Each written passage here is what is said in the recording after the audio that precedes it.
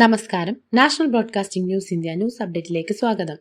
Kottayam medical college അപകടം. ബിന്ദുവിന്റെ ഭർത്താവ് സർക്കാരിനെതിരെ.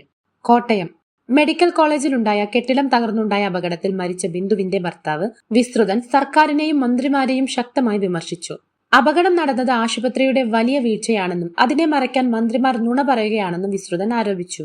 പ്രധാന ആരോപണങ്ങൾ: അപകടം സംഭവിച്ച കെട്ടിടം ഉപയോഗിച്ചിരുന്നില്ലെന്ന് പറഞ്ഞത് പൂർണ്ണമായും നുണയാണെന്ന് വിസ്തൃതൻ പറയുന്നു. സംഭവത്തിന് ശേഷം ഒരു മന്ത്രിയെങ്കിലും വിളിച്ചോ സന്ദർശിച്ചോ ഇല്ല. ബിന്ദുവാണ് കുടുംബത്തിന്റെ ഏക വരുമാനമെന്നും ഭർത്താവും മകനും അഴിയാനായിരുന്നുവെന്നും അദ്ദേഹം പറഞ്ഞു. മകൻ ആദ്യ ശമ്പളം അമ്മയ്ക്ക് നൽകാനാണ് ആഗ്രഹിച്ചതെന്നും വിസ്തൃതൻ വേദനയോടെ പറഞ്ഞു. കുടുംബം ഉന്നയിച്ച ആവശ്യങ്ങൾ: അപകട സമയത്ത് സമയബന്ധിതമായി രക്ഷാപ്രവർത്തനം നടന്നിരുന്നെങ്കിൽ ബിന്ദുവിന്റെ ജീവൻ രക്ഷിക്കാമായിരുന്നുവെന്ന് കുടുംബാംഗങ്ങൾ പറയുന്നു. സംഭവത്തിന് സർക്കാർ ഉത്തരവാദിത്തം ഏറ്റെടുത്ത് കുടുംബത്തിന് സാമ്പത്തിക സഹായം നൽകണമെന്നും അവർ ആവശ്യപ്പെട്ടു. സംസ്കാര ക്രമീകരണം: ബിന്ദുവിന്റെ സംസ്കാരം ഇന്ന് രാവിലെ 11 മണിയോടെ നടക്കും. കായംകുളം തലയോല പറമ്പിലെ വീട്ടുവളപ്പിലാണ് സംസ്കാരം നടക്കുക. മൃതദേഹം രാവിലെ 9 മണിയോടെ വീട്ടിലെത്തിച്ച ശേഷം പൊതുദർശനത്തിന് വെക്കും. കൂടുതൽ വാർത്തകൾക്കായി നാഷണൽ ബ്രോഡ്കാസ്റ്റിംഗ് ന്യൂസ് ഇന്ത്യ.